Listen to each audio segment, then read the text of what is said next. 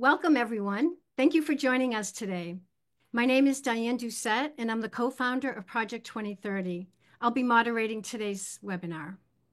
So this is the fourth webinar in a six-part series on carbon dioxide removal, or CDR. The series has been organized by three organizations: California Environmental Voters, the Climate Center, and Project 2030. In case you missed our earlier webinars, we're going to drop a link in the chat of all the recordings so far. Next slide, please. So let me catch you up a bit on the webinar series so far. In the first webinar, we looked at the science of carbon dioxide removal, CDR. In the second webinar, we looked at different approaches to CDR. We looked at direct air capture, ocean CDR, natural solutions, and more. On our last webinar, we looked at communities and CDR. We addressed some of the health and safety issues and other community concerns. That could have been a whole six-part webinar series in itself. So today we're doing part two of communities and CDR. We're looking at community benefits, community oversight, negotiations, and enforcement. Basically, we're asking the question, how do we make sure that communities have a voice and some oversight over projects in their communities? And how can communities benefit from these projects? And I want to turn your attention to the fifth webinar, which is coming up on February 25th. Please save the date. We'll be looking at responsible accounting for CDR and the monitoring, reporting, and verification of CDR. And our sixth and final webinar will be in March on CDR policy levers. So next slide, please. Okay, before we start, we really want to acknowledge all our families and friends, our fellow Californians, and basically our fellow Americans in Los Angeles, who are experiencing horrific loss and devastation right now. Our thoughts are with you. And thanks to all the firefighters, first responders, and the numerous volunteers who are helping out. Next slide, please. I'd also like to thank everyone on the call who's committed to fighting climate change. We have a lot of work to do. And as you all know, our climate change work just got a lot harder with the changes in DC this week. That's all I'm going to say right now about that. Next slide, please. Okay, this situation has put many governments, particularly California state government, in a critical leadership role on carbon dioxide removal and community protections. But you know, California's been here before. We've been at odds with the federal government on climate policies in the past. And during those times, we've passed some significant climate legislation. We passed the Clean Cars Bill, the Renewable Portfolio Standard, and AB 32, the Global Warming Solutions Act. So we can do this. Next slide, please. Okay, I want to give you a few words about carbon dioxide removal in case this is your first webinar in the series. If you were on earlier webinars, you already know that carbon dioxide removal refers to removing carbon from the atmosphere and permanently storing it away. We've dumped gigatons of carbon in the atmosphere for generations. We have to remove that carbon in order to stabilize the planet. I think you also know, if you've been following the series, that carbon dioxide removal is different from carbon capture. We're focusing on carbon dioxide removal from the atmosphere. Carbon capture refers to capturing carbon at a point source. That means where the carbon is actually emitted, say a refinery, a natural gas plant, or a cement plant. So on our earlier webinars, we've had several scientists talking about this topic. I'm just going to refer to the IPCC, the Intergovernmental Panel on Climate Change. 7 years ago, they warned us that in order to stabilize the climate, we had to do a couple of things. Globally, we had to cut greenhouse gas emissions in half by 2030. We aren't even close to that, and this week made that target that much harder. We also were told that we have to remove gigatons of carbon from the atmosphere. The IPCC, the Intergovernmental Panel on Climate Change, believes that it is inevitable that all strategies to stabilize the climate will include some type of CDR removal. Okay, next slide, please. So California heard the warning. We passed AB 1279, which set a goal of carbon neutrality by 2045. Most of that goal will be met with emission reductions. 15% of that goal, however, is expected to be met with carbon dioxide removal. This 15% CDR was included in the California's latest scoping plan, which is the state's climate plan. By 2030, 5 years from now, the goal is to remove 7 million metric tons of carbon dioxide from the atmosphere. By 2045, the goal is to remove 75 million metric tons of carbon from the atmosphere every year. However, California has not yet created the pathways we need to achieve these CDR targets. That means we have a lot of work to do. Next slide, please. I think it's really important to know that we can't talk about carbon dioxide removal without acknowledging that there are some concerns and disagreements about CDR. Some safety concerns still need to be addressed. We tried to address many of these concerns in our last webinar. And if you've been following the series, you know that some communities have questions and serious concerns about transporting and storing CO2 that need to be acknowledged and addressed. Okay, next slide, please. That brings us to today's webinar. We're hoping that this webinar helps to illustrate ways for communities to have a real voice in the development of projects in their communities, that their health and safety concerns are seriously addressed, that there are ways to have some oversight over projects in their communities, and that host communities benefit from these projects. Okay, next slide, please. Okay, so we have a poll. Now we'd like to hear from you, okay? We're interested in learning what areas of community benefits you are most interested in hearing about today. We're going to try to cover a lot of topics, but we want to hear from you. Your answers could help the speakers and can inform further discussions and further CDR webinars. So if you could check one of the boxes, are you mostly interested in examples of actual community benefits agreements, co-ownership, and governance models from other sectors that carbon removal could adopt, best practices from community engagement from across other sectors, community perspectives on what happens before, during, and after community benefit agreements are reached, and the legal perspectives on executing and enforcing community benefit agreements.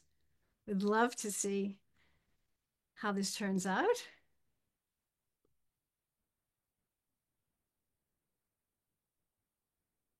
Okay. Are we going to fill that out? I'm not really sure what the back end office is doing right now. I can't see it. Okay. Oh, this is really interesting. 19% with examples, 29% co-ownership and governance models, best practices for community engagement, 16%, community perspectives on what happens before, during, and after, 23%, and legal perspectives, 13%. Really interesting. Okay. Okay, so speakers take note. We're definitely taking note of that. I want folks to know that we're going to put a couple of links in the chat for actual examples of CBA's community benefit agreements. WRI, which is the World Resources Institute, sent over some links. They actually put together a database of community benefit plans and agreements. They were generous enough to send us their beta version. There's 50 examples in there, and they're going to be releasing the more formal version in March. But take a look. There's a lot of good examples in there. Another link will be the community benefit snapshots that they made. So of those 50 examples, they looked at some communities and they talked about what some of the enabling conditions are for community benefits and what some of the challenges are that they learned about. They also gave us a case study from Detroit. The city of Detroit created a community benefits ordinance 10 years ago. And it describes like what happens when you try to institutionalize community benefit frameworks. Really interesting information. Okay, next slide, please. Okay. So we have 4 excellent speakers today. Each speaker will speak for about 8 to 10 minutes. Then we'll have a very short Q&A after each speaker. We'll have a much longer Q&A at the end. So please put your questions in the Q&A and in the Q&A box on Zoom, and we'll try to get to as many of those as possible. And with that, I would like to welcome Julian Gross to turn his camera on while I introduce him. Okay, so Julian is one of the nation's principal legal experts on community benefits and equality and equity. He's negotiated dozens of community benefits agreements. For over 25 years, he's represented nonprofits and public entities in contract negotiations and policies aimed at advancing racial and economic equity. When I was preparing for this webinar, I read several documents on community benefits, and Julian's name was referenced in all the documents I read as a subject matter expert on this topic. So I was thrilled when he agreed to share his expertise with us today. So welcome to the webinar, Julian. Thanks for that kind introduction, Diane, and thanks to everybody on the team for putting this together. I can't wait to hear what the other panelists have to say and to get into some Q&A with everybody. The poll was interesting. I did note that the legal perspective came in last in the poll, but here I am, a lawyer straight out of the gate, to give you some legal perspective. Luckily, I'll try not to get too far into the weeds. And go big picture. You know, being in this field for a while, as Diane noted, you know, I'm trying to bring like a little bit of a big picture perspective or a historical perspective to the community benefits movement, and then that will hopefully provide some lessons and some light and some concepts that can be used in the clean energy transition these days. So let me start the share, and then we can get to this material and then the other panelists. All right, can everyone see this okay? Mm-hmm. Great. All right, if I can figure out how to advance my slide, we're good. There we go. Okay, big picture, as I said. So I think this sort of way of talking about community benefits in land use development and infrastructure really started to blossom about 25 years ago in the early 2000s, the first few years of that decade. Where you really saw a transformation of the politics around these issues with sort of very proactive engagement by labor and community coalitions. Los Angeles was sort of ground zero, but over that decade, it moved around the country. It got a lot of traction in the academic world, in the foundation world, in planning circles, in legal circles, and most important, in advocacy circles. As a strategy and a really promising, fruitful context for progressive advocacy around community benefits and planning and infrastructure. So you really saw some great outcomes there. You saw the sort of leading community benefits agreements that led to the terminology and really made a splash. And then you saw a lot of similar work in public infrastructure construction where project labor agreements and community workforce agreements started spreading. You had refinement of targeted hiring and workforce policies on these large construction projects, as well as refinement of targeted contracting policies and career development and workforce paths towards sustainable construction careers. So all that sort of went on over a period of years. And when you put this all together, these sort of technical tools with the political advocacy and building of knowledge, you really had a sea change in the understandings and priorities of community and labor and local government as they engage with these projects in terms of thinking through what can be achieved.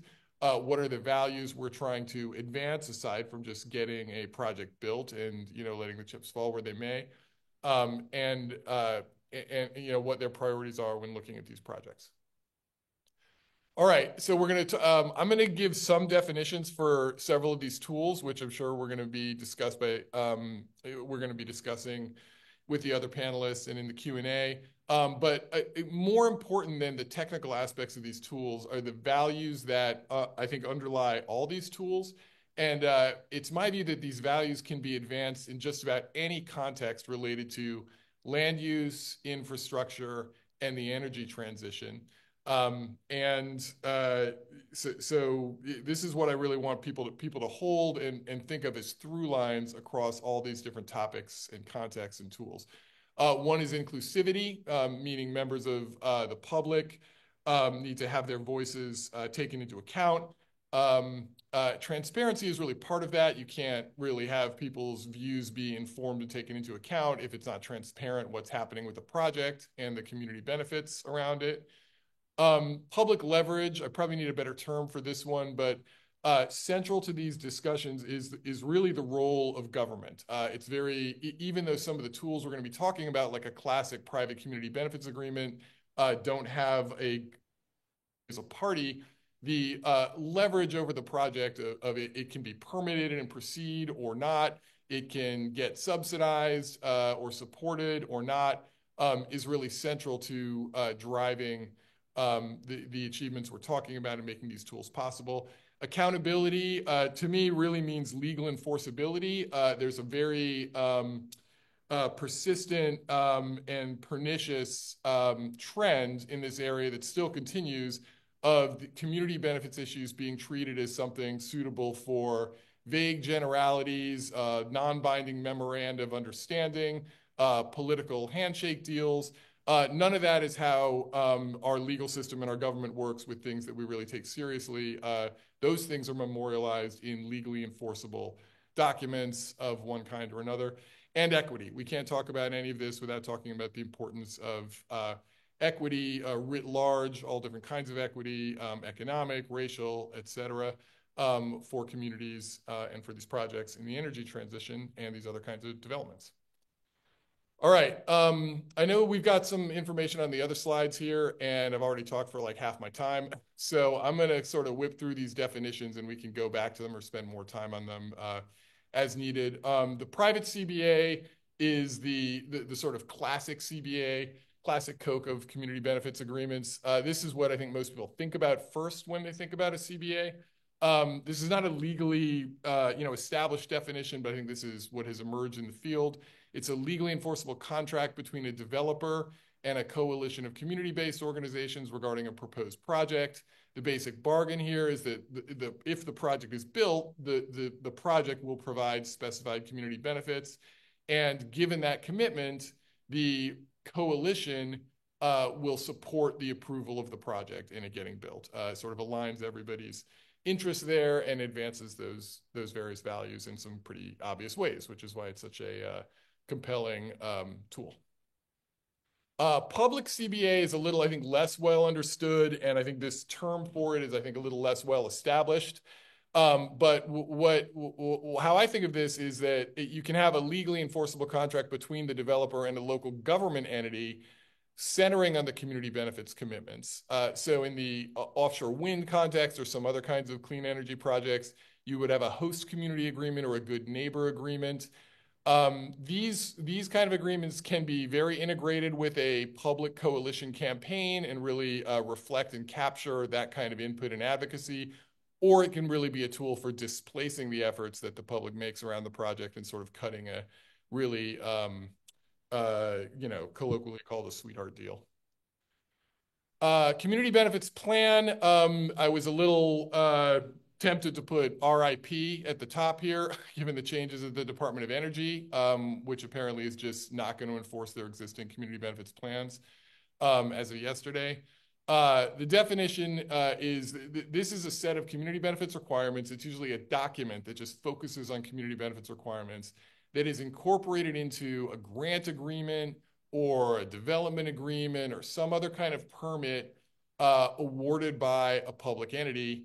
and it's binding on the developer or the project proponent that's getting the money or moving the project forward or possessing the permit.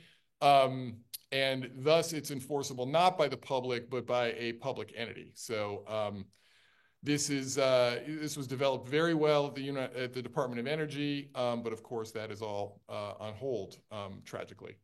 But the important thing here is that local leverage over these projects in terms of advocacy around permits and environmental impacts and so forth is going to take center stage, because we cannot count on the federal government, at least, to be pressing for community benefits through this type of plan, even to the degree that they are moving along clean energy projects. So it's all going to be about the local organizing and advocacy and the power of local government to, and maybe state government to advance community benefits and make these projects work.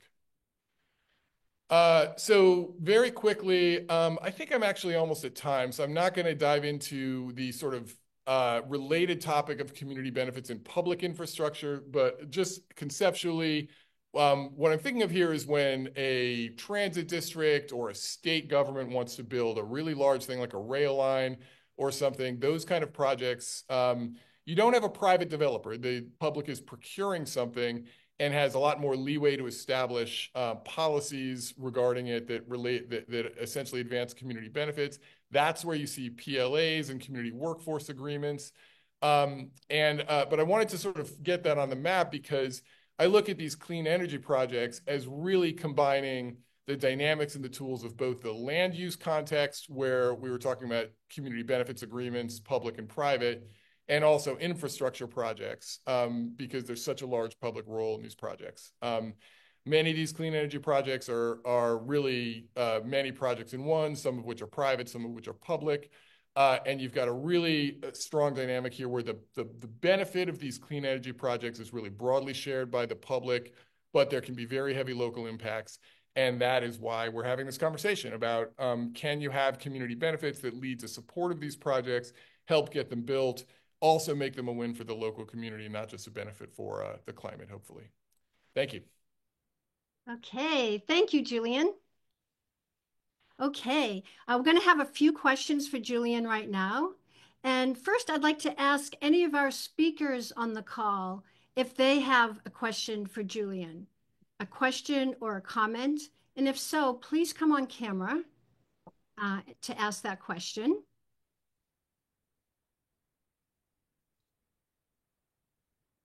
Okay, you covered it. Doesn't seem like any of our speakers have questions, but we have some audience questions here. One of the questions is, if you could pass on your best piece of advice to community members working on CBAs, community benefit agreements, what would that be? They're also asking, and what would the best advice be for project developers?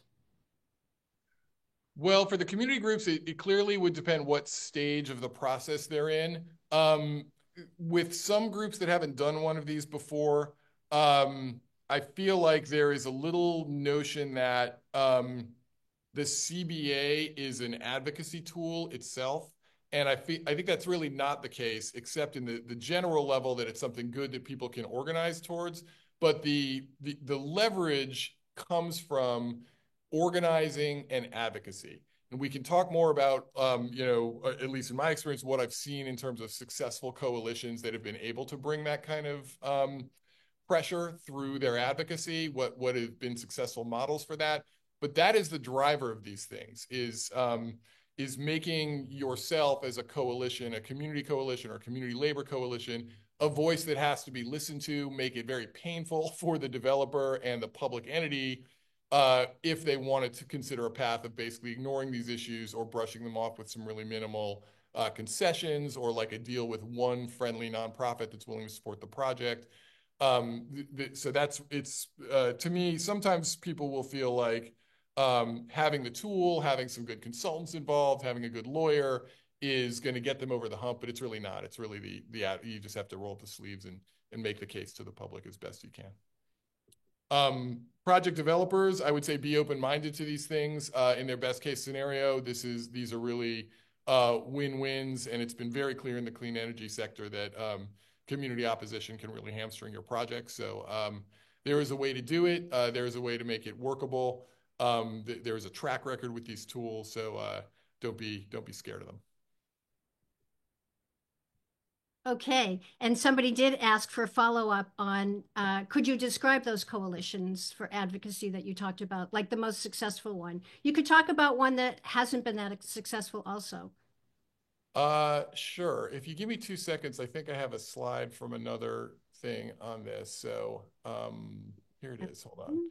Give me like 2 seconds here, and then I can screen share the list. Yeah, here we go.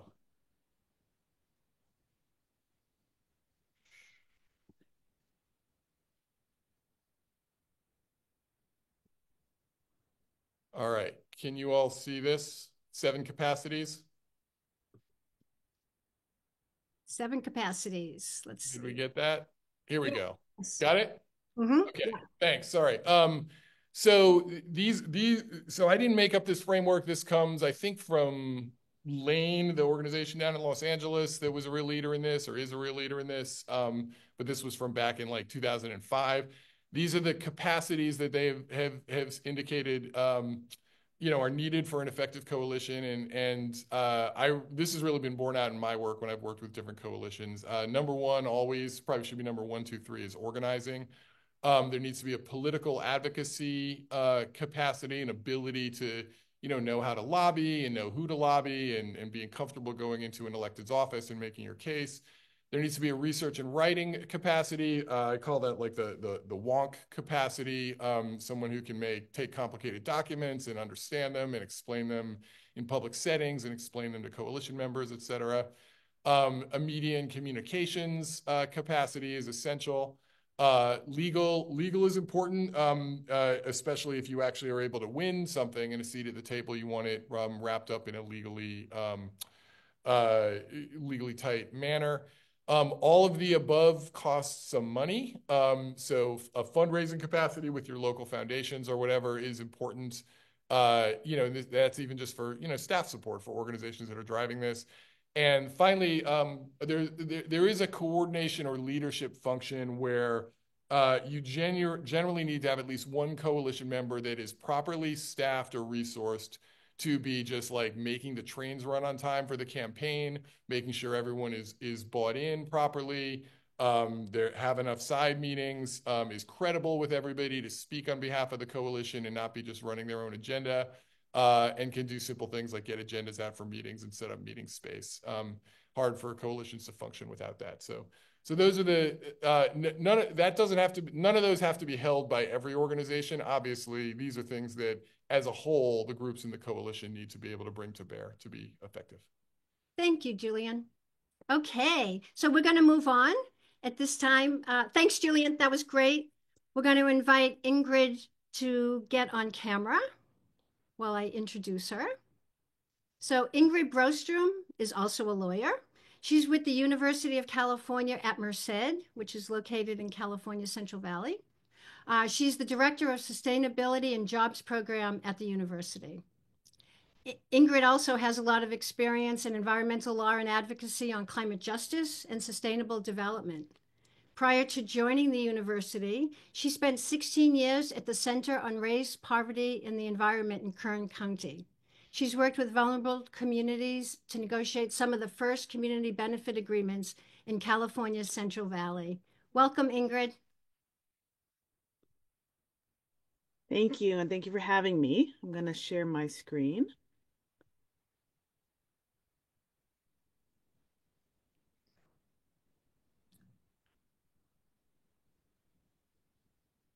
All right. Yeah, so thanks for having me. And I have worn a couple of hats in this arena, but I think most importantly, it was, my time as a practitioner in the field of environmental justice law, and my representation of community groups in the Central Valley who have successfully negotiated community benefit agreements. That's going to be informing a lot of my slides and presentation today. Um, I also, focus a lot on education and training. I, for years, also taught a course with law students where we covered this, and also really focus on training community groups. So this is actually where I usually start with the training on community benefits because it is a foreign concept to a lot of people. There's this continues to be a steep learning curve on what a community benefit agreement is. And what it can accomplish. And so I generally start out with this slide in my trainings, and ask folks to identify in this picture what they see in terms of potential community benefits. And this is really to get at how expansive, uh, you know, the community benefits can be. So in this picture, you'll see luxurious condos, that's the development. Um, and I actually like this slide because every time I present it, people identify different things that I hadn't really thought of. So we have solar panels, that's quite obvious. We have transportation there, public transit, a job training center, a grocery store. So those are things that people identify quite quickly. Um, but I've also heard affordable housing with those little houses in the background, community parks, urban greening with the trees. Um, so I think this is how you can get people to imagine what might be possible. Um, and so I always think this is a good starting point when talking with communities about community benefit agreements and what they can accomplish. Um, in terms of from a community perspective, there are a number of pros and cons with CBAs that I also like to cover. Um, you know, some of the benefits of these tools is it's a way that residents and workers can share in the benefits of major developments in their communities. Um, Community benefit agreements, unlike permit conditions, can be tailored to meet the specific community needs without a nexus to the development project at hand. It can shift the balance of power in economic decision development from the developers and the local government, which generally, they're driving a lot of the development process and permitting processes, and it provides a way that community can have more power in determining what the project looks like, as well as the other benefits that a community can receive near the development. And then it's a way that community groups can hold developers accountable. Otherwise, they'd largely be reliant on the permitting authorities, local governments. And because CBAs are a contract, this does provide a mechanism where community groups themselves have a mechanism to hold developers accountable for things that they have promised. Community benefit agreements are relatively controversial, particularly in the environmental justice movement. And I think largely because of the first thing, which, as in any contract, there has to be consideration. So both sides are giving something up. And so for community groups, they're generally giving up their right to oppose a project. And, some communities believe very vehemently that a development is going to be harmful to the community. And so this is a topic that's very difficult for community groups to navigate is whether or not they'd be willing to give up their right to try to prevent a development from coming in that they believe is harmful to their community. So, that is certainly the biggest sticking point in working with community groups. It's also not always clear who gets to negotiate and make decisions on behalf of the community. This is certainly the case where you have lots of active groups in an area, and there may be a diversity of opinions on the project. And so, who gets to be in the room, who's making decisions, all this is, fraught and it's really important to navigate this in order to have a good process. The process can be co-opted by more well-connected or well-resourced interests. I work in the Central Valley, and there's a lot of communities that are not organized or have few resources, legal or otherwise, in order to navigate these processes. They may be the ones that'll likely be most impacted by development, but don't always have the resources to engage in these processes. And so, I think it's important to guard against, having those that have the resources, kind of uh, controlling the process or more involved in the process than the less resourced groups. And then, of course, there is a possibility of creating division with the community when there's not alignment. So you may have a subset of groups that are willing to negotiate and another group that is adamantly opposed to it. So you can see that can even cause internal conflicts within a community if you don't have good processes and decision-making protocols in place.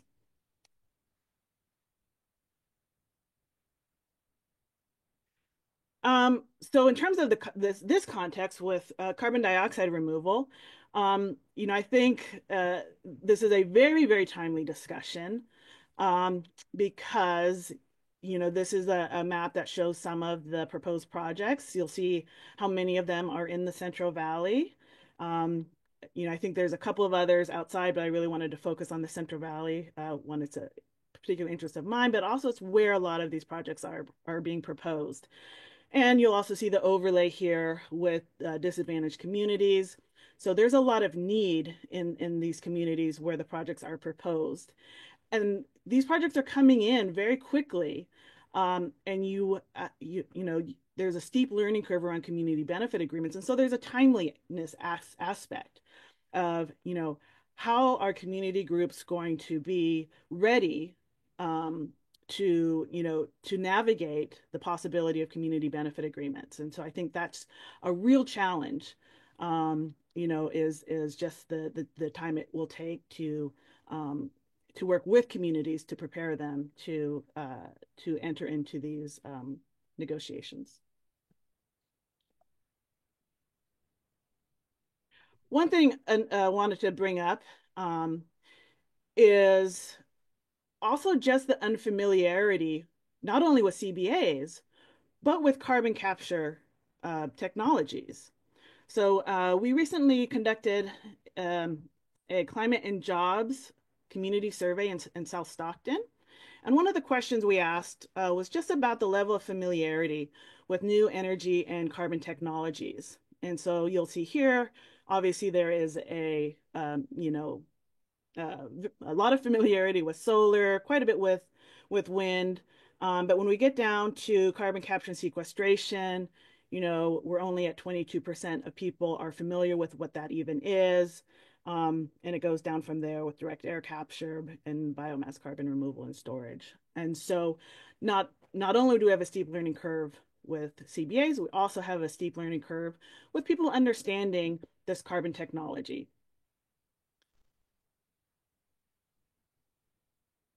So Ingrid, we have less than a minute, but we got to get to lessons learned. Let's do that. That answers some of the questions in the Q&A also. Yeah. So lessons learned. So in my experience, these are lengthy processes. So the CBA processes that I've been involved in, they took several years. The process worked because we had pre-existing relationships and engagement with the community members, as well as trust in my former organization that helped support the CBA negotiations. It's important to take the time to understand the community interest. This could be done through community needs assessments.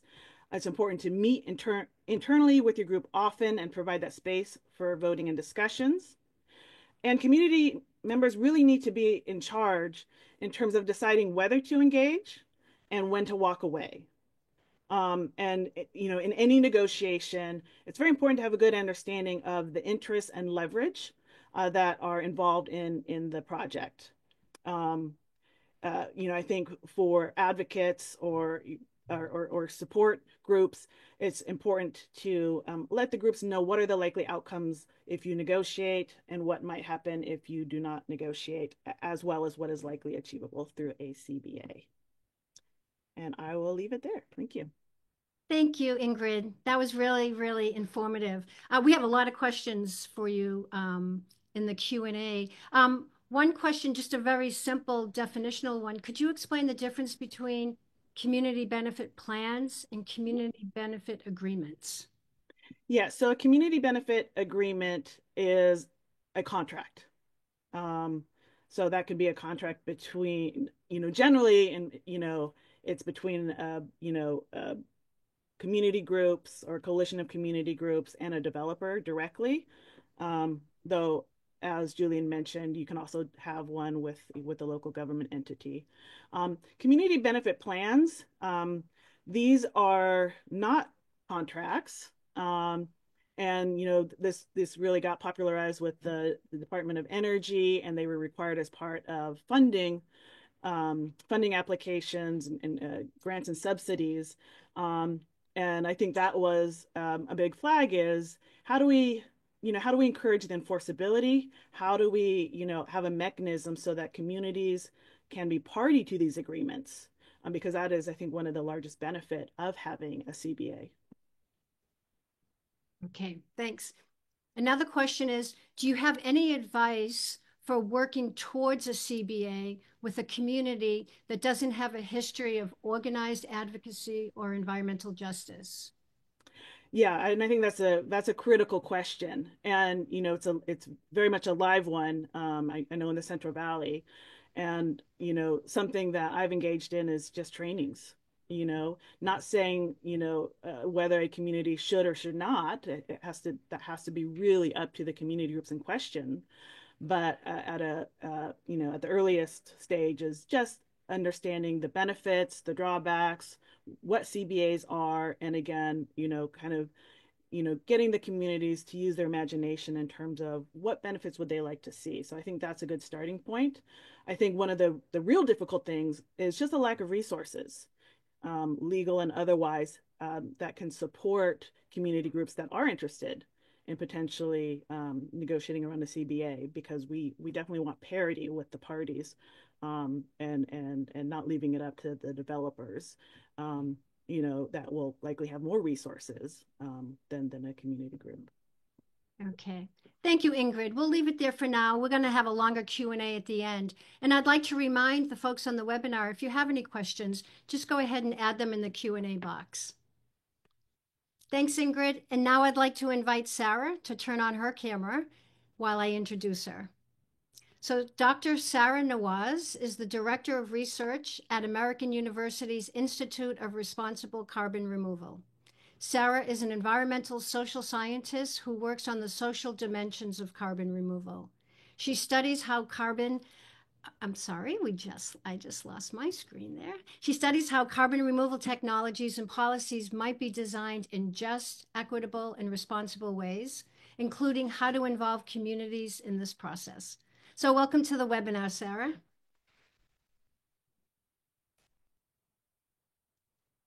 Okay.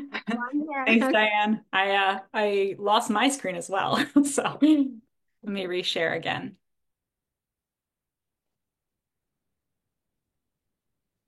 Okay, hopefully you all can see my screen now.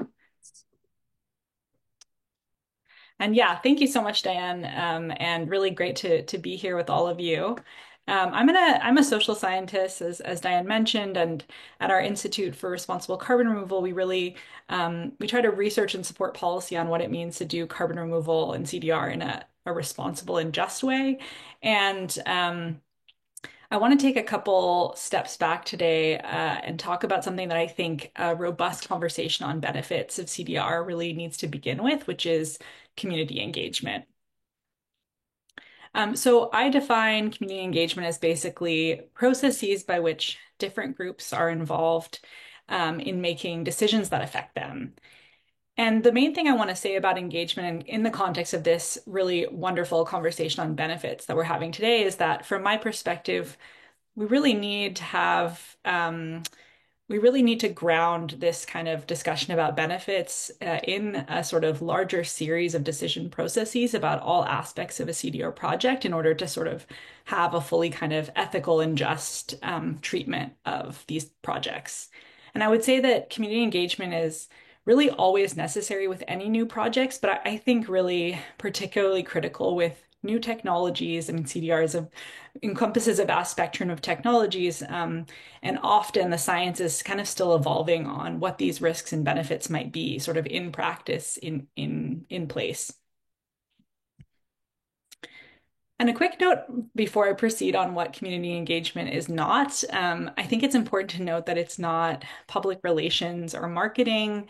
It is, even though some actors might try to sort of use it as such, I think the process of engagement with communities on CDR does involve education and sort of communicating information, but it's also not the whole story. I think about engagement as really something that is designed and intended to align CDR efforts and projects with the priorities of the people that they might affect.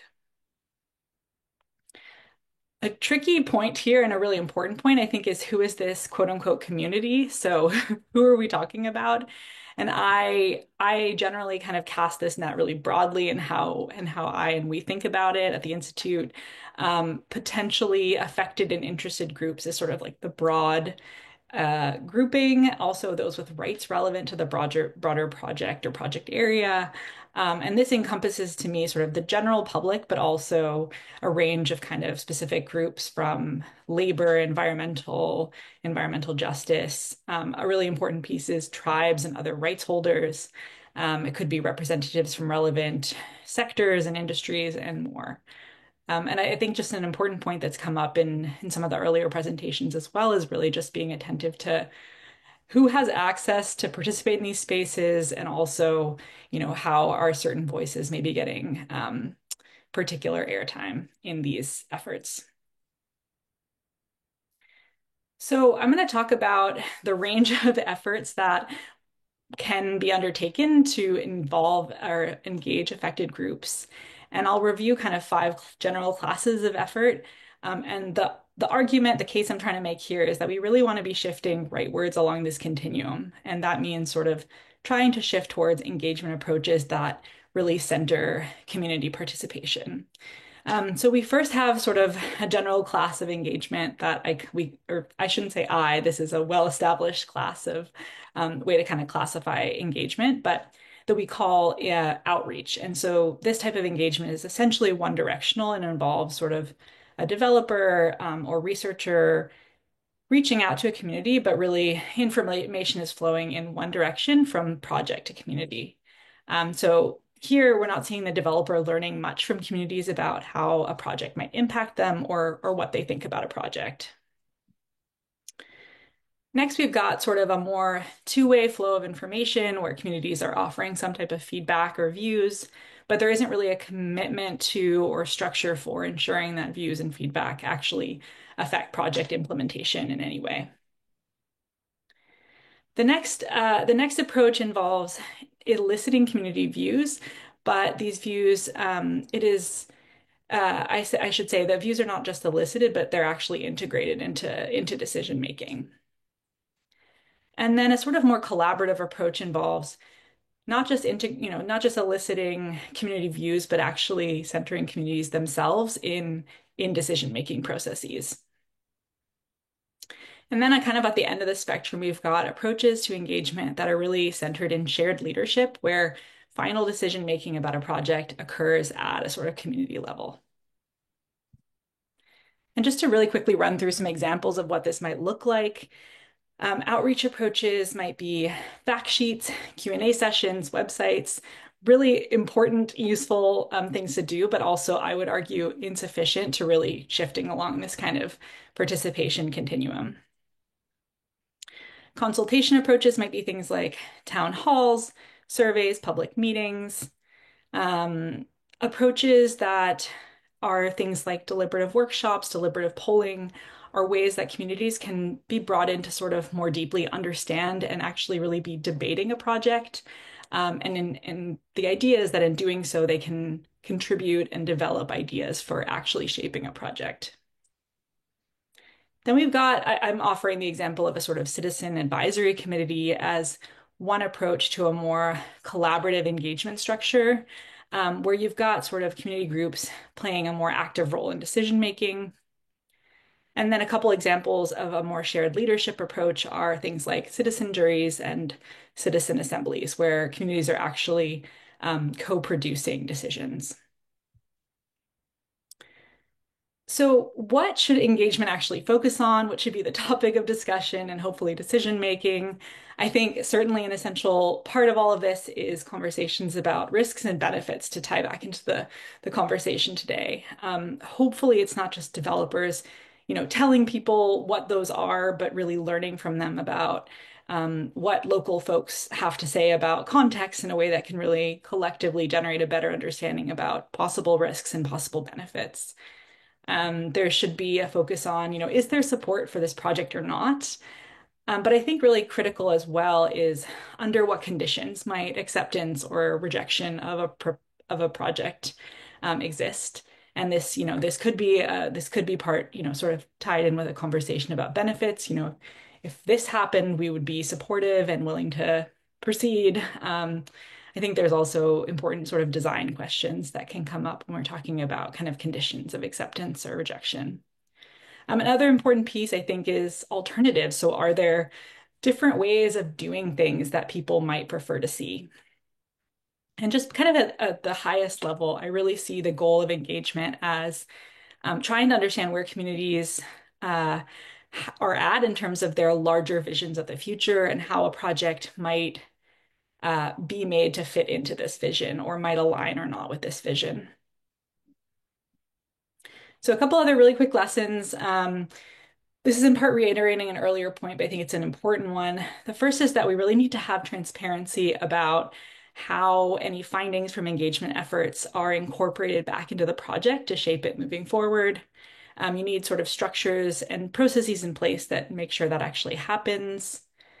I think it's also just worth noting that a no to anything really has to be a fully acceptable outcome of engagement. It's a possibility, very real possibility that it will be a no. And if so, it really needs to be taken seriously.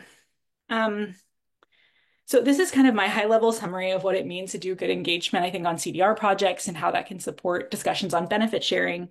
But before I wrap up, I really want to share a couple very quick reflections, if I have time, that I've been mulling over in the last year or so about what I think we need to be doing at a more structural policy level to support more just and responsible engagement and decision making on CDR.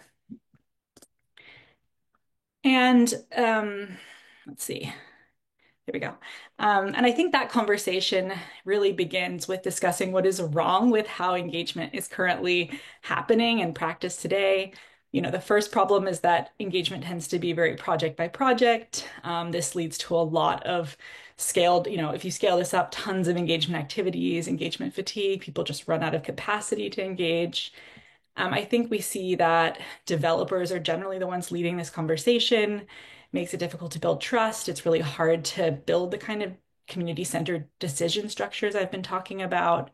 And ultimately, I think a big problem is that engagement is essentially functioning as a way to push projects through rather than make them better, make them more what communities want to see. So last slide, I promise. My proposal is that if we could perhaps create something like a regional engagement body that is tasked with doing engagement for not just CDR maybe, but also the broader climate transition, energy transition. It would mean engagement not just led by single developers, but coalitions of actors who don't necessarily have an interest in any one particular outcome. And I think this, could involve different coalitions that we can get into perhaps in a discussion. But essentially, the core of the concept is engagement as a coordinated, independent activity that really helps us understand across the sector what people really want. So I will stop there. Thank you, Sarah. We actually have some questions for you. Let's see. At what point along the degrees of participation continuum do communities actually gain authority, if ever, over decisions? Is it at the collaboration stage or at the shared leadership stage? Yeah, that's a good question. I would say it's pretty far along to the right of that spectrum that I discussed. I kind of see it as these are obviously sort of maybe not obviously blurry gray boundaries. There's just sort of a general classification, but arguably only at the shared leadership stage. So I would say that the collaboration stage could also look a lot like that kind of robust sort of community ownership of decision making, depending on, how you're drawing lines and things. But yeah, I Could you, hope that's oh, helpful. Yeah. could you share an example of a community negotiation where the community actually, you saw that they had real leadership, they had real authority, and it probably as a model. Is there, I'm trying to understand the question here. Is there a model of that you saw where somebody had real leadership over decision making? I mean, I think so. So my background is very much coming from the world of like controversial, novel, very new technologies, things that are unknowns, where scientists are figuring out exactly what this looks like. And so from that kind of world that I'm coming from, that comes to mind that I think is really interesting is this uh, field trial in gene edited mice that was introduced in Nantucket and Martha's Vineyard. And I would say that I can share some resources if that's of interest to anyone, but I would say they had a really useful and thoughtful way that they centered community decision making via a community advisory board, I believe, or some type of community advisory group. And they wrote a bit about that, how they actually really tried to listen and be responsive to the community's feedback, and in various different ways actually really fundamentally change what they were doing as a project. Um, and so, yeah, happy to share more details on that if that's of interest. Yeah. Thank you. And just so that everybody knows, we're going to be sharing all the presentations. We're going to be sharing a recording of this. We did drop in the chat earlier some examples that World Resources Institute sent over. Some people are asking for more examples of what community benefit agreements looks like. So, and we'll be sending all the links out also in our follow-up email, but there are links in the chat. And maybe we could ask the Climate Center to drop those links in again if possible, because some people joined the webinar later and maybe not saw those. But there's some 50 examples written out of community benefit agreements, and there's some case studies. And one more question for Sarah. Sarah, are you or your organization developing a list of CDR approaches that are more beneficial to communities than others? By CDR approaches, I think does this person mean sort of like technological pathways or something else? Yeah. Think that, yes. I'm going to assume that that's what they're thinking, which processes Yeah. are beneficial to communities and effective. Yeah. And effective. I try to think about how to answer this briefly. I have many thoughts. In general, my personal perspective and our institute's perspective from a sort of coming from a very social and political and governance related background is that we really need to be careful not to conflate, to think about sort of like technologies being inherently anything. I mean, I think a theme in this conversation today is that a project could, roughly the same project could be really beneficial if kind of if it is deployed and configured and designed in a specific way, and potentially not so much if there isn't that kind of involvement and negotiation and engagement.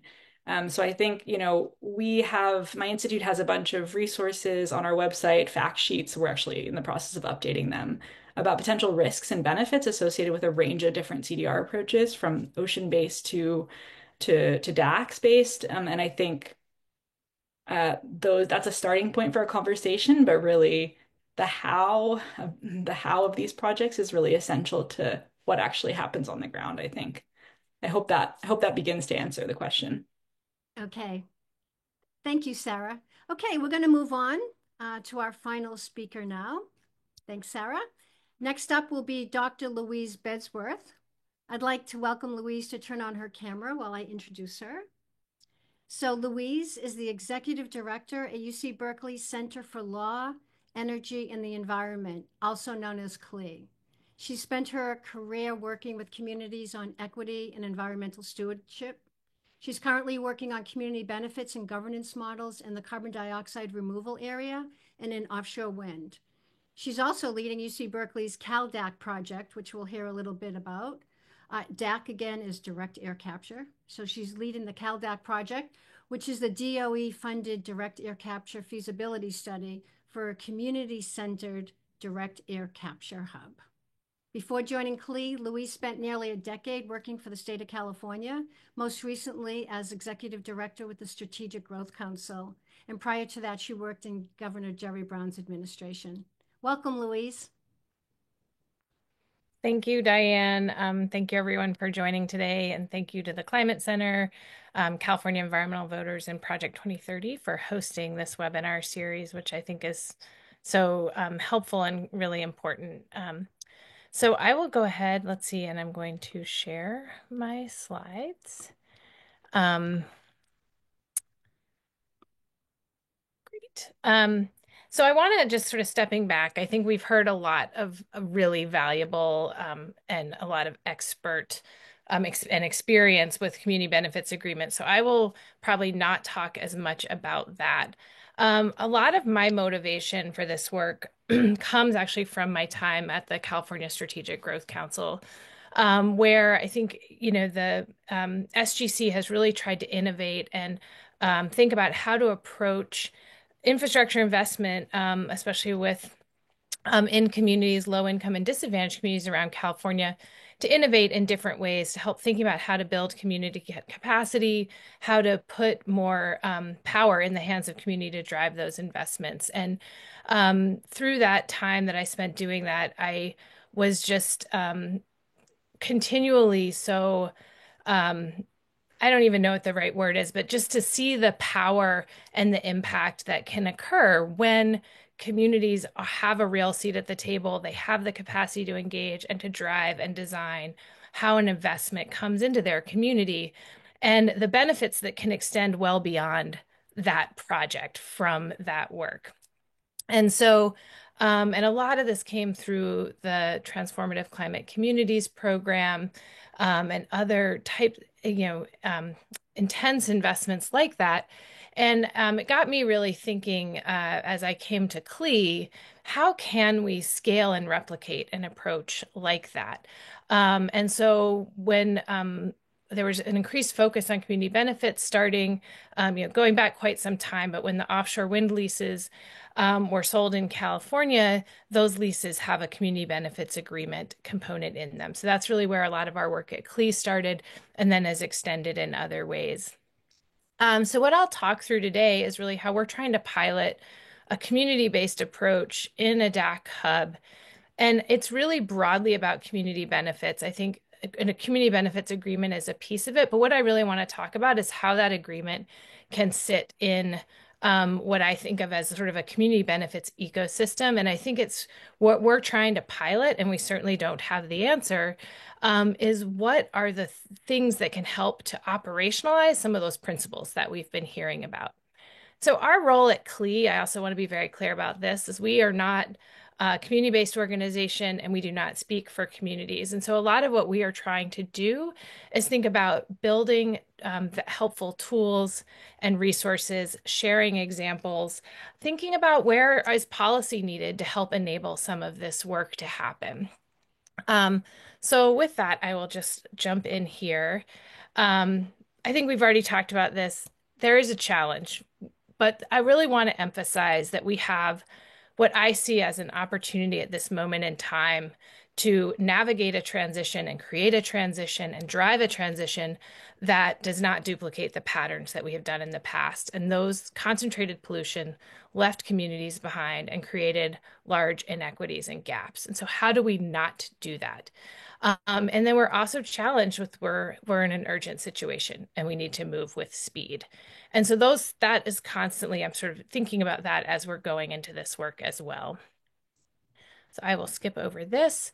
we did some work, really have built on what a lot of other people have done to start to lay out principles of strong community benefits agreements and really of process. I think these have really been touched on here already.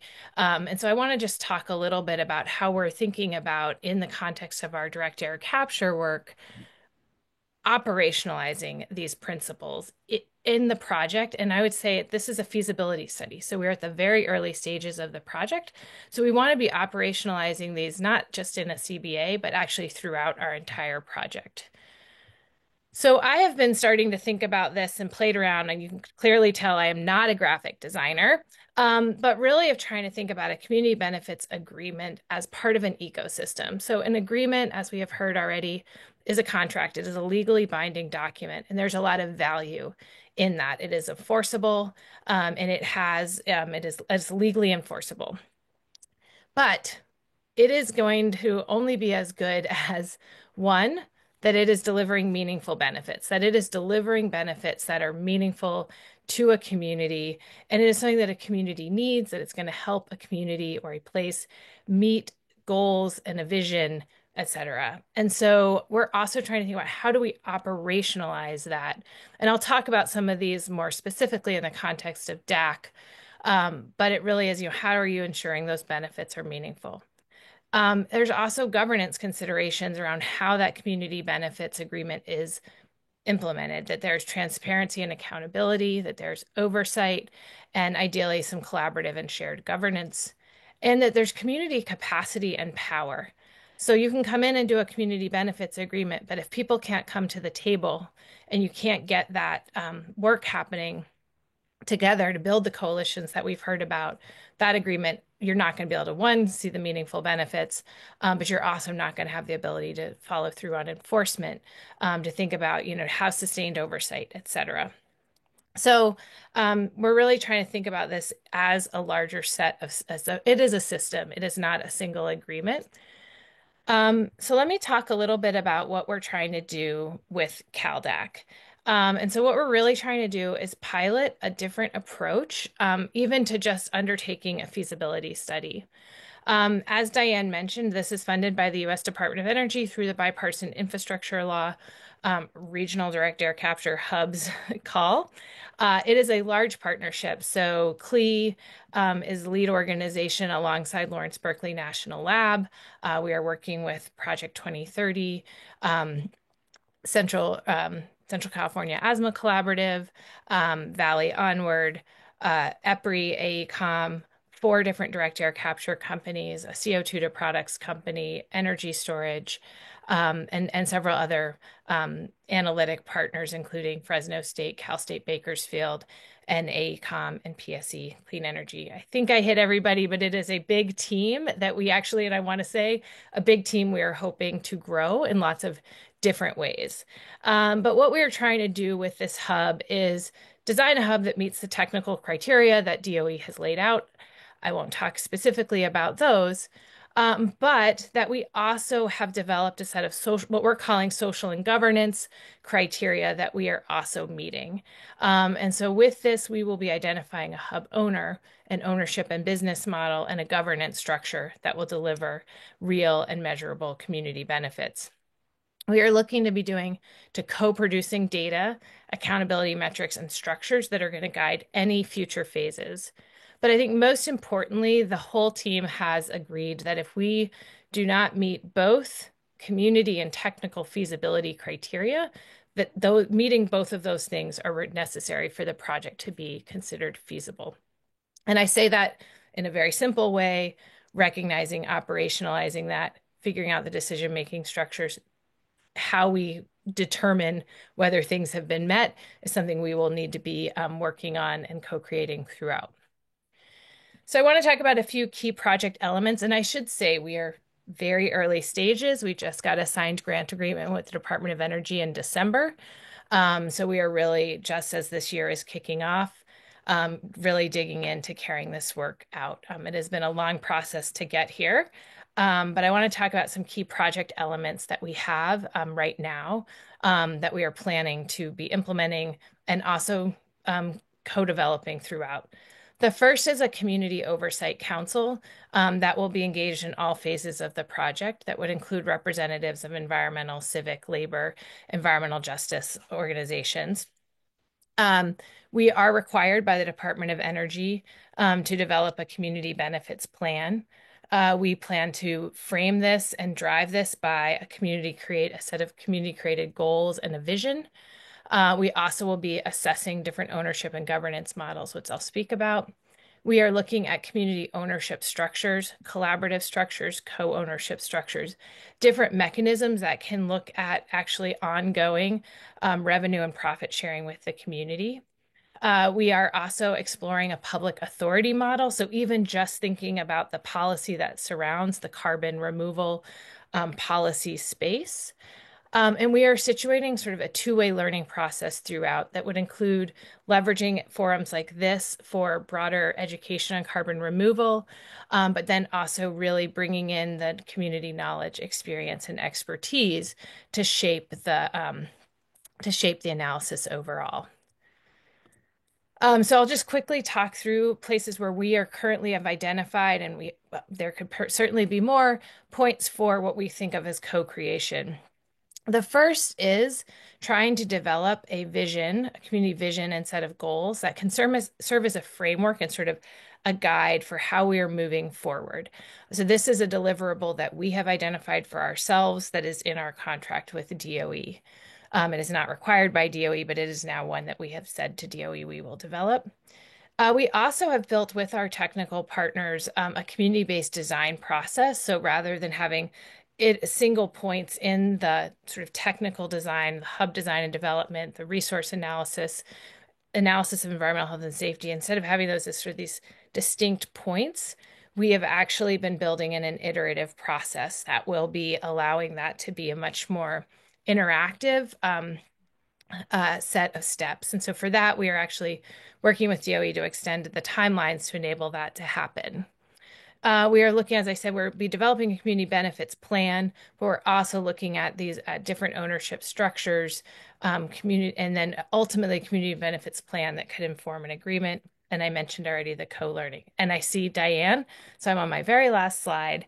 I think one thing we are really thinking about with this is certainly this is emerging technology and there's innovation and work that is happening there, thinking about how these technologies can work potentially together, how they can tie to renewable and clean energy sources is very important. But where we see our primary contribution is really trying to innovate an approach and really prove the possibility of taking a much more community-led and community-engaged approach to designing a complex climate infrastructure project. And so we really hope that we can prove this out, that we can take this not just to the feasibility study, but also have the pathways that this extends to if a project moves forward, the construction and ultimate operation of that project, but really try to think about if we can transform how we approach and think about climate infrastructure investment to deliver meaningful benefits and wealth generation opportunities across the board. So I will stop there. Thank you, Louise. That was great. Couple of questions in the Q&A are about DOE and community benefit agreements. Could you share a little bit about what you expect DOE to now do on community benefit agreements? Well, if I had that answer, but yes, I mean we've been meeting regularly for 14 months now with our project manager at DOE as recently as yesterday. And so where we have a signed grant agreement with deliverables that are required of us, we obviously have also designed a project that has our own deliverables that are very community-based. And so we currently are just planning to continue moving forward and don't anticipate any changes, but I think we're all a little bit of a wait and see. Okay. You mentioned ownership models. Have you seen examples of ownership models? Have communities or local governments owned some of the infrastructure, or has there been revenue sharing instead of ownership? There are examples of revenue sharing, and some of the examples that people speak about actually in a very different space, but be in Alaska, where there is a portion of the oil revenues that goes back to community, to individuals. So that is one example that, I think there is some learnings and lessons that can come from that. We've also thought about cooperative structures. So looking at things like rural electricity cooperatives or other sort of community-owned infrastructure systems like that. Um, so those are definitely examples that we are looking to. And I should say, like, as we think about community ownership, the question that may actually not be a desire of a community is to own something. So that's why I do think it is important to think about this ownership alongside other ways. We're just really also trying to think about models in which there is a ongoing um, stream of revenue and benefit that can come back to a community that is hosting a project. And so you could have, a single point in time with a single set of, pot of money that comes in, and then that's it. And a project may last in your community for decades or longer. And so I think exploring ways that you can get a continual benefits from a project is very, could deliver a lot more ongoing benefit. It would also allow those revenues to be used as needs change. So I think there's just a lot of benefit for looking at this sort of potential for an ongoing revenue stream from a project. Thank you. Okay, we're going to turn to a bigger Q&A now. I'm going to ask all the speakers to turn their cameras on.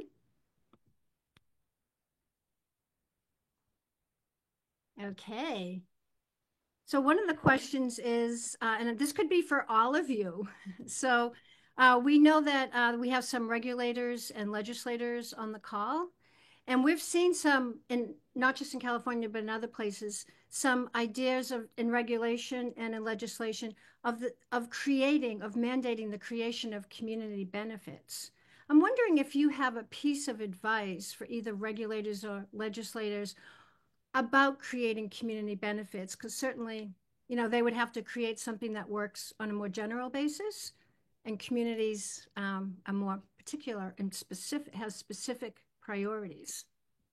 So would anybody like to answer that question? Do you have a piece of advice for any legislators or regulators when thinking about, oh, let's just require that community benefit agreements be included? I have one quick thought, which is I think um, essentially, I think critically important with that is considering capacity. So requiring an agreement where in a place where there's not going to be the capacity and the tools to actually engage and develop a meaningful community benefits agreement. And I'm sure, Julian and Ingrid can speak to this much more. I don't know that you're going to get the outcome that you're desiring. I don't know, if the outcome, if you're desiring an outcome and where you're delivering meaningful community benefits, that the agreement in and of itself is not going to be enough if you don't have the capacity to engage. And that includes the legal support, the technical, all those the capacity buckets that Julian walked through. So that's one thing I think is we want a silver bullet, and there's very rarely a silver bullet. As everyone says, we have silver buckshot. And so thinking about things in isolation, you have to think about the system that's going to lead to success. Mm-hmm. Julian? Oh, sorry, Ingrid, it sounded like you wanted to go. Oh, I'm sorry, Ingrid. I can go next, Julian, if you wanted to go. Yeah, very briefly. I think policies requiring community benefits agreements are really, I feel like the jury is really out on how effective those are for, a bunch of reasons, including the ones Louise just mentioned. The Detroit model, which has been in place for a while now, has had very mixed results at best. I think the best effort that's ever been done in this regard was US DOE. And even that had some shortcomings and challenges. I'm in favor of continued policy development and seeing what works in this area. But I also think the public entities that have leverage and a role in these project developments, need to also just ensure transparency and ensure an inclusive decision-making, input and decision-making process from affected members of the public and stakeholders, and sort of do their job of synthesizing all that and trying to make the best decision, which might be go on the project, might be no go, might be demanding certain benefits. And also just directly, the public entities should be directly pushing for the specific benefits they want, as opposed to saying, hey, developer, go figure this out with, some subset of the community. So the public entities can ask for local hire, they can ask for money for various things, they can put money in a community benefits fund out of the project, they can have project mitigations, et cetera. So, I mean, the public needs to use its power. That's why public leverage was one of the sort of core values that I listed at the beginning. Thank you. Ingrid? Yeah, I was going to say that I think there's kind of two parts of this equation. One, it is important to increase leverage for community groups. And, I think there are some avenues that, state, local governments can play a role there in placing the needle on the scale in terms of encouraging developers to come to the table.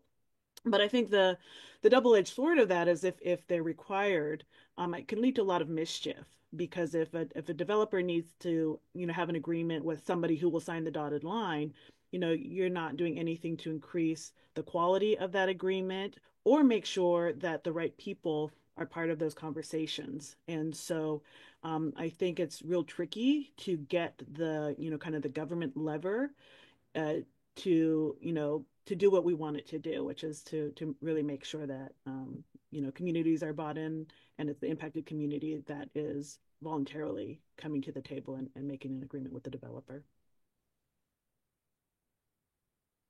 Okay. Some folks are asking about who do the project developers usually talk to? Are they talking to community members and the community members make the decision, or are they talking to public entities like local governments? And how do we make sure, I'm reading some of this, how do we make sure that the right community members are at the table? I mean, I would defer to some others on maybe particularly around the carbon projects, but in general, where I've had the most success is when the community is already very engaged in a project. They have concerns, they're going to the, permitting processes, and that's a way to very naturally open up a conversation. And so that's where I've seen success is people are already engaged. And so I'm a little concerned when there's not already that engagement. How are you, again, to the second question, make sure that the right people are in the room. Someone asked if there could be a checklist for like project developers so that they know what a process is and how to make sure that the right people are in the room. Because the folks that are developing the projects may not have all the roots in the community and may not know all the leaders, so they go straight to the local government, and we don't know what the relationship is between local communities and government. So how do we help? I mean, if we're going to build the CDR infrastructure, we want to make sure that it's equitable. We want to make sure that communities are protected and engaged and have a lot of oversight. How do we make sure that those right people are at the table? It may be more rhetorical. I guess I'll say a little, just maybe speak from a little bit of experience, which is as a state entity as overseeing a state entity that made grants, where we wanted communities to be a major part of that. We saw examples of when a community would come forward, a local government perhaps would come forward with a project that wasn't meeting the needs and goals of what a community wanted, or what they wanted that project to look like. And so I think that question is a huge one. I think it's a really big, I don't think there's an answer to that question of how do you get the right people at the table. It's something as we've been doing our work on community benefits agreements and engaging with communities around offshore wind, we get this question too. So I think that's a really big question. I think you can start to build a framework of kind of some of these principles and things like that, but it's really in the how. I mean, I think of the challenge of anything that is a checklist is like once you check a box, that's I mean, and I think this maybe is the challenge with I think what the Department of Energy tried to has was doing with community benefits plan was really, really a good step. It also exacerbated power asymmetry in a lot of ways. And I think it just uncovers the real challenge in doing this work. So I think it's very hard to get boiled down to a checklist or a set process. I don't know. So that's sort of not an answer at all, but it's just sort of, I think, important to just recognize this is an art. It's not a science. Anybody else like to say something to that? Okay. One question is, have you ever run across projects where project developers were pitting communities against each other? So some communities want it, some communities want different benefits. Yeah, I think I tried to answer that with a quick sentence in the Q&A, but I mean, I think there's a few different ways to look at this, but I mean, the short answer is I think developers very frequently, if it's a controversial project, will, find some community groups that either are just going to reflexively support the project just because that's the kind of thing they do, or they'll sort of throw some money towards the programs that a particular community group is running, and then that community group becomes a project supporter. So, it works very effectively as a sort of divide and conquer strategy. I'm sure the developers would look at it like, hey, we're finding the, allies that want to work with us in the community and support our project, and we're, putting money out for valuable purposes, so I guess it's a little bit in the eye of the beholder, but that dynamic certainly works. And then, as you pointed out, and is a thread through a lot of the questions in the Q&A, there is going to be, with any of these projects, a wide range of opinions in the community about it. There's probably going to be a lot of community-based organizations that are just opposed to the project, regardless of the specifics of the community benefits. And that's fine. That's a valid view. The CBA is not a tool for those groups. They have different tools, and their advocacy should be different. They shouldn't be in a coalition with folks who are trying to perhaps support the project in case of community benefits. So we all have to be comfortable with there being a range of different opinions, and they're not necessarily being like right or wrong opinions, or certainly, if you're not in the community, I don't think you have any right to be like, that's a correct opinion or a valid opinion, and that one's not. So we should be looking at tools that enable the full range of community opinions to be taken into account. And then if you're a community-based organization and you have a view and other community members have a different view, then, you just got to make your case. Did anybody else want to respond to that? Just to agree with what Julian said, and to add that, I have seen, some community groups get approached, affirmatively approached, and they don't really understand kind of the dynamics or the concerns about a project. And so again, when you're dealing with, new types of developments where there's not a lot of familiarity, I have seen some groups kind of get caught off guard, when they thought they were maybe supporting something that the community wanted, and ended up, actually, kind of walking into some controversy. Okay. Well, we're going to have to leave it there for now. I think this is just a start of many conversations about this. We have to make sure that we're working in a way where communities have a voice, and we have to think about how we're going to address the carbon that's in the atmosphere in an equitable manner. So with that, I just want to thank everyone for joining our webinar today. Special thanks to our expert speakers. We will be sending out a follow-up email with a copy of today's recording, the presentations, all the links in the chat, and Q&A. We'll be reviewing the questions because we weren't able to get to all of them. And if the most relevant ones, we will definitely try to follow up with you on that. And we will be sending out in a little feedback survey. So in the follow-up email. So please feel free to let us know what you think about the series. What do you wish it included, and other CDR topics that you would like to learn about. And also save the date. Our next webinar is on February 25th. I put my email in the presentation. I'm not sure I should have, but I did. If you have any questions on this series or anything CDR in California, let me know. Alrighty, and with that, I'm going to say thank you, and I'll see you all on February 25th. Goodbye.